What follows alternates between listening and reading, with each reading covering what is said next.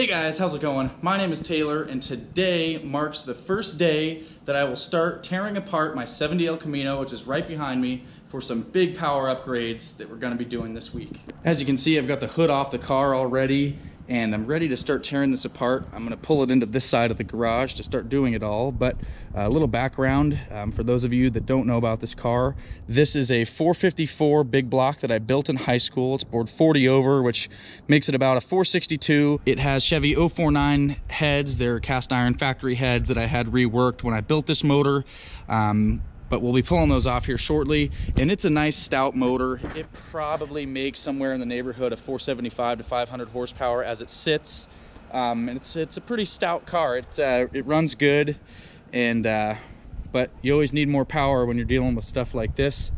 So I'll give you a quick clip of what it sounds like. I've actually got cutouts on this car, so I'll show you open headers and the exhaust out the back.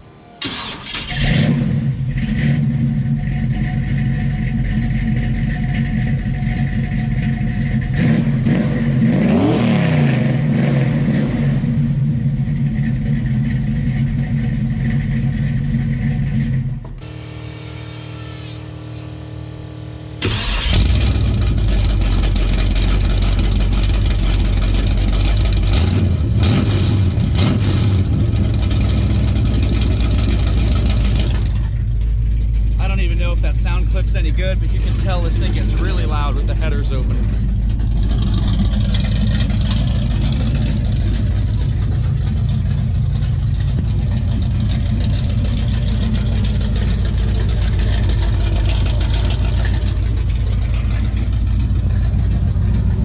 So I've got it back in the garage here now, and that is the car sounds pretty good as it sits. It's got Flowmaster 40 series mufflers on the back, and then obviously the cutouts.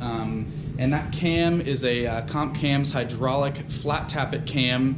It's just a mild street cam. It's nothing too aggressive, but we are going to be putting a really aggressive hydraulic roller in there with the aluminum head setup. So we're gonna get started now.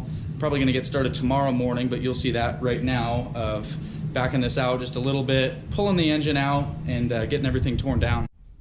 Well, what I thought was going to be about a 1 hour project has turned into like 2.5. And finally got everything apart underneath the car load, the not so fun stuff. And I'll get under here with the light so you can see. I've got the header collectors unbolted, the torque converters unbolted, 4 of the bell housing bolts on 2 on either side are undone. I've got to get 2 from the top, but I'm a little embarrassed, but look at how greasy and disgusting this motor is on the bottom. The transmission looks like it's been leaking a fair amount too. Just grimy stuff. I put this engine together it's been over 6 years ago now. I'm 24 now, and I put it together when I was 17, and there's definitely some stuff I could have done better, because this has been leaking for probably 6 years, so probably gonna have to change a rear main, pan gasket, and who else knows, but gonna move on to the fun stuff up top and start really making some progress. Looking at the top of the motor, I'm going to start with the easy stuff first. Disconnect my temperature sending unit wire, vacuum lines in the back for the TH350 shift module. I'm going to go ahead and pull the carburetor and air cleaner, and I am going to pull the valve covers too, because you can see there I've got like, maybe a centimeter of clearance. So that's going to free up a lot more room when I go to actually pull this motor up and out of here.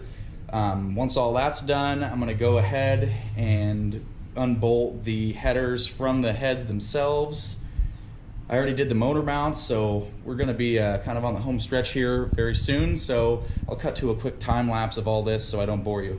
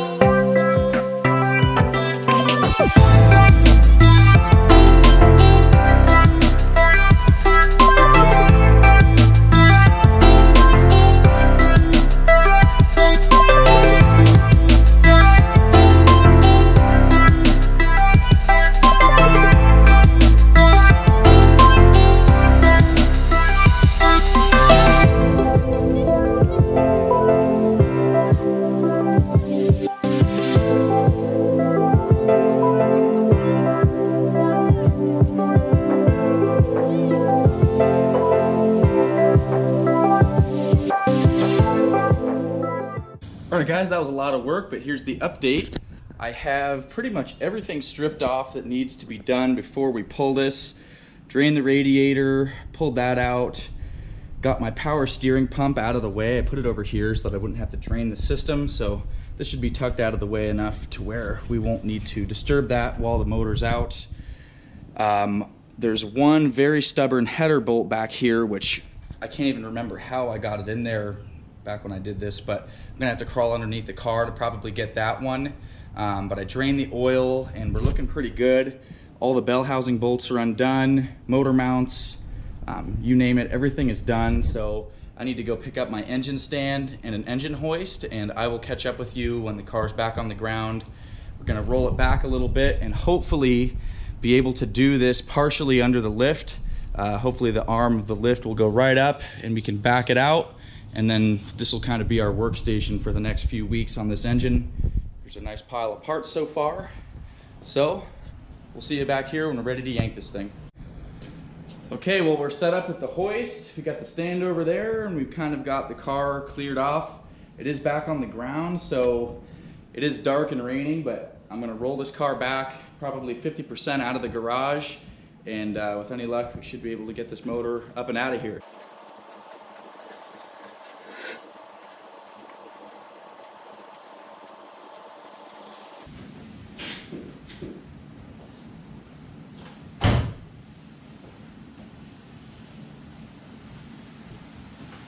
If you're wondering, yes, I've done all of this work exclusively in UGG sandals that belong to my girlfriend. So those are just the shoe of the garage. But anyways, I'm gonna pull the hoist under here now. And I am gonna have to throw the floor jack underneath the transmission just so that doesn't plummet down when it comes off of the back of the motor. So stay tuned.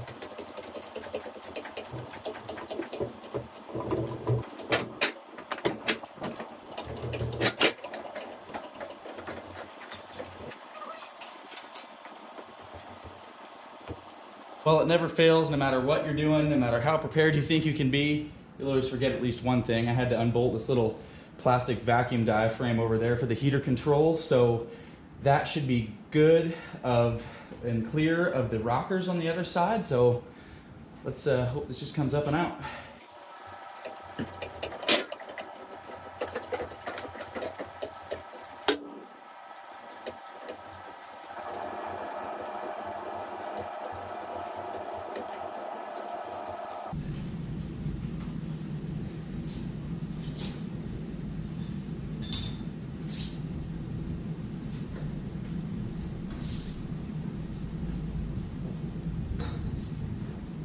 Man, it's always nerve-wracking when you have that engine hovering above the front of your car by like 3 feet, but it's finally out, and actually was able to do it without making too much of a mess in my home garage, so that's a plus. So I'm gonna get this thing bolted up to the engine stand here real quickly, grab my headers and a couple of things like that, and slide this whole car back into the garage where it'll live for the next few weeks while I get this engine all assembled. All right guys, well, I think that will conclude today's video. I'm absolutely exhausted. I'll show you what we've done. So I just was barely able to push the car back inside. The ground's all wet from the rain, but we're back in where we started. We've got our engine here and it's got a little bucket it's dripping in. I'm gonna tear the heads off in the intake manifold tomorrow. I'm just too wiped out today to deal with it. But we've got coolant, more coolant, both of our headers, which I'll clean up before I put back on. They've got some stains and little rust spots that I want to clean up just from fluid leaking on them over the past couple of years. But everything else is kind of laid out, and we'll get right back on this within the next couple of days, and then I'll start throwing new parts on it. So I'll do a couple of the little tedious things off camera, like doing the piston to valve clearance, degreeing the cam and all that kind of stuff, and then I'll bring you guys along for throwing it all together and back in there. So that's it for today. Thank you guys so much for stopping by, and as always, if you enjoyed what you saw here today, please hit that like button and subscribe to the channel if you want to see more automotive content like this and see this El Camino become even nastier than it was before with this hopefully 600 horsepower 454 when we're done. I'm looking forward to seeing you guys next video.